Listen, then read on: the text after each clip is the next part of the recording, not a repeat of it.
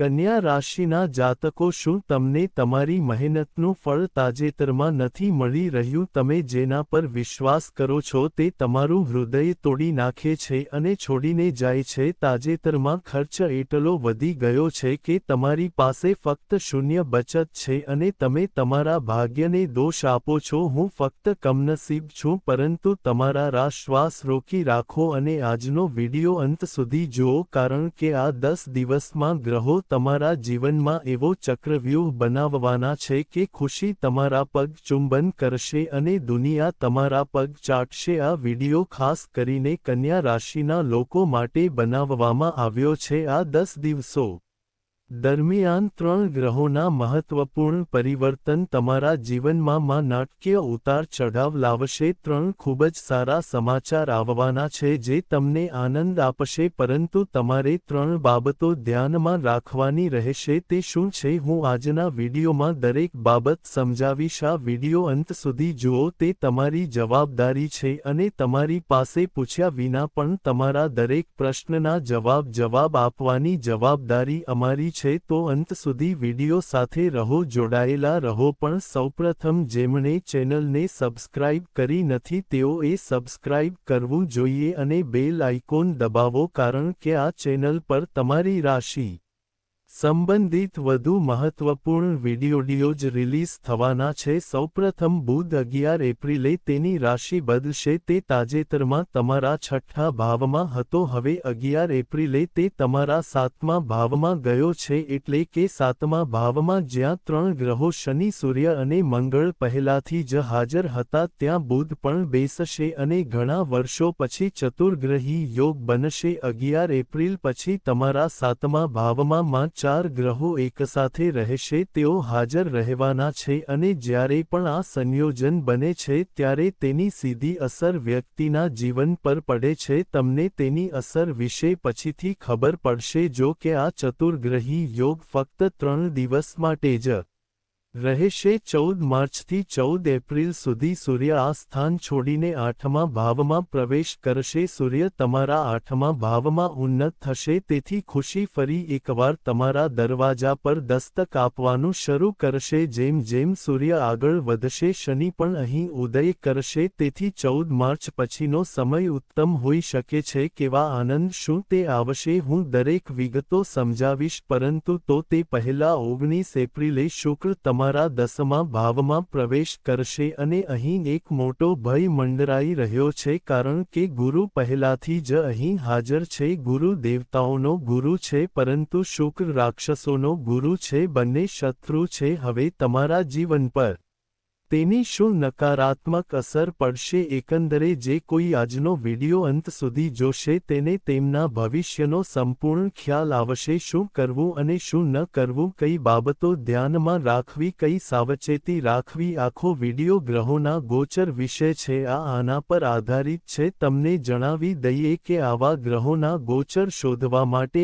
આપણને કલાકોની મહેનત લાગે છે. બદલામાં જો તમે આ વિડિયોને લાઇક કરશો તો આપણી બધી મહેનત સફળ થશે. કોમેન્ટ બોક્સમાં રાધે રાધે લખો. તમને ચોક્કસ રાધે રાણીના આશીર્વાદ પ્રાપ્ત થશે. તો સૌપ્રથમ બુધ અહીં પહોંચતા જ અને ચતુર્ગ્રહી યોગ બનાવતા જ તમારે થોડું સાવધ રહેવું પડશે, કારણ કે અહીં પહોંચ્યા પછી બુધ તમારા માટે નબળો રહેશે. તે નીચ સ્થિતિમાં હશે, મતલબ કે બુધ તમારા માટે ખૂબ જ નબળી સ્થિતિમાં જોવા મળે છે અને પાપી ગ્રહોની સાથે શનિ અને મંગળ પણ હાજર છે. આને પાપ ગ્રહ માનવામાં આવે છે. એકંદરે તમારે તમારા વ્યવસાયમાં સાવધાની રાખવાની જરૂર પડશે. જો તમે ભાગીદારીમાં કામ કરી રહ્યા છો તો વસ્તુઓ ખોટ થઈ શકે છે, કારણ કે આ ભાગીદારીનું ઘર છે. અહીં 7મું ઘર ખાસ કરીને મહત્વપૂર્ણ છે. તમારે તમારા વ્યવસાયમાં ખાસ કાળજી રાખવાની જરૂર પડશે, કારણ કે કોઈ તમને છેતરપિંડી કરી શકે તેવી શક્યતા છે. ઉદાહરણ તરીકે, જો તમારે કોઈ કરાર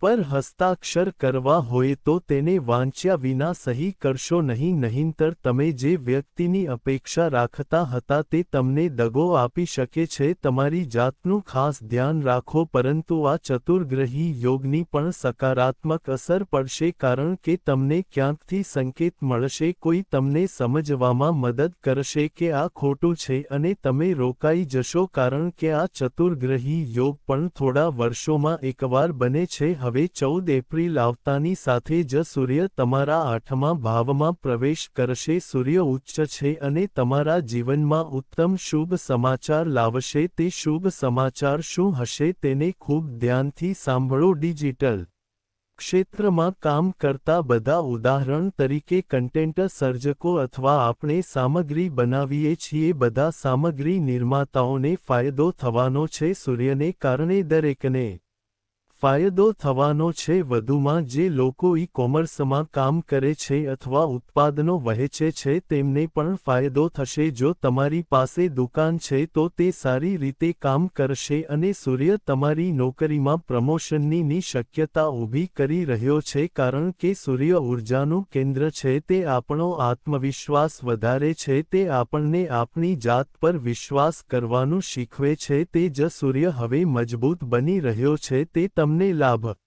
આપી રહ્યો છે. હવે તે લાભો મેળવો, તમારે તે પ્રાપ્ત કરવું જ પડશે. તો એવું માનતા રહો કે ગ્રહોનો રાજા સૂર્ય મારી સાથે છે. હવે ડરવાનું શું છે? હવે જ્યારે તમારા જીવનના 7મા ભાવમાં ઘણા બધા ગ્રહો છે ત્યારે સૂર્ય પહેલાથી જ દૂર ખસી ગયો છે. હવે 3 ગ્રહો અહીં હાજર હશે. બુધ જે તમારા માટે નબળી સ્થિતિમાં છે અને 2 પાપી ગ્રહો શનિ અને મંગળ. તો 14 એપ્રિલથી જ્યારે સૂર્ય આગળ ગયો છે ત્યારે 3 ગ્રહો અહીં હાજર છે. સૂર્ય આગળ ખસી ગયો છે. શનિ, મંગળ અને બુધ આ 3 ગ્રહો હાજર છે અને 7મો ભાવ સંબંધોનું ઘર છે. જીવન, તમારા જીવનસાથી, લગ્ન જીવન. તેથી તમારા લગ્ન જીવનમાં વિવાદ થવાની સંભાવના છે, કારણ કે ત્રણેય ગ્રહો કોઈને કોઈ રીતે શુભ દેખાતા નથી. બુધ પણ તમારી રાશિમાં નબળો છે, તેથી નિર્ણય એટલો યોગ્ય નહીં હોય. તમારા જીવનસાથી સાથે નાની નાની બાબતોમાં દલીલ થઈ શકે છે. તમારે અને તેની તમારી વાણીમાં સૌમ્યતા જાળવી રાખવી પડશે. તમારે તમારા શબ્દો મીઠા કરવા પડશે જેથી શબ્દો દુઃખી ન થાય. જો મુદ્દો ચૂકી જાય તો તે ચોક્કસપણે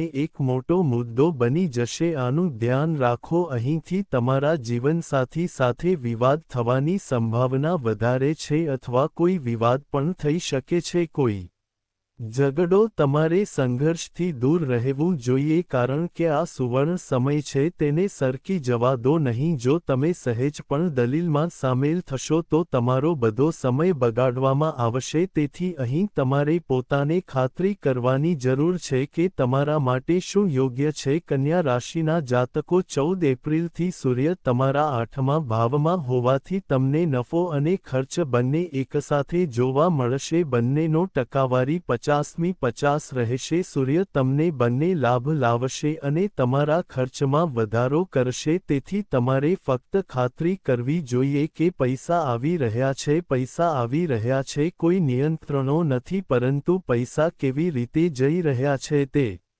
તમારા હાથમાં છે. તેથી ત્યાં તમે તેને નિયંત્રિત કરી શકો છો. ત્યાં તમે તમારા પોતાના હાથને નિયંત્રિત કરી શકો છો. બિનજરૂરી વસ્તુઓ પર ખર્ચ કરવાનું બંધ કરો. બિનજરૂરી દેખાડો કરવા માટે ખર્ચ કરવાનું બંધ કરો. તમારી પાસે જે છે તે પાછું ખરીદવા માટે ખર્ચ કરવાનું બંધ કરો. પછી ફક્ત નફો થશે અને બચત પણ 0 થી 100 સુધી વધશે. શક્યતા પૂર્ણ થઈ ગઈ છે. હવે જ્યારે 19 એપ્રિલનો સમય આવશે ત્યારે શુક્ર વૃષભ રાશિમાં પ્રવેશ કરશે અને પરિવર્તન એક નવો વળાંક લેશે. બીજો એક સમય આવશે દેવતાઓનો ગુરુ બીજો એક રાક્ષસોનો ગુરુ હશે અને ગુરુ અને શુક્ર કટ્ટર શત્રુ છે કારકિર્દીના આ ભાવમાં જે તમારું 10મો ભાવ છે તમારે ખૂબ કાળજી રાખવી જોઈએ કોઈના પર વિશ્વાસ કરીને તમારું કામ કરાવશો નહીં તમારે પોતાનું કામ જાતે કરવું જોઈએ તો જ તે સકારાત્મક પરિણામો આપશે તમારી કારકિર્દીમાં પડકારો ઊભા થશે કારણ કે અહીં લાભ અને નુકસાન બંને દેખાય છે પરંતુ અનુભવ ક્યારે ઉપયોગી થશે તેનું ધ્યાન રાખો અનુભવનો ઉપયોગ કરવાથી તમારી કારકિર્દીમાં સફળતા મળવાની શક્યતા છે ગુરુ તમારા પક્ષમાં છે પરંતુ શુક્ર ચોક્કસપણે તમારા કાર્યમાં દખલ કરશે આ શક્યતા સ્પષ્ટ છે 3 ઉકેલો તો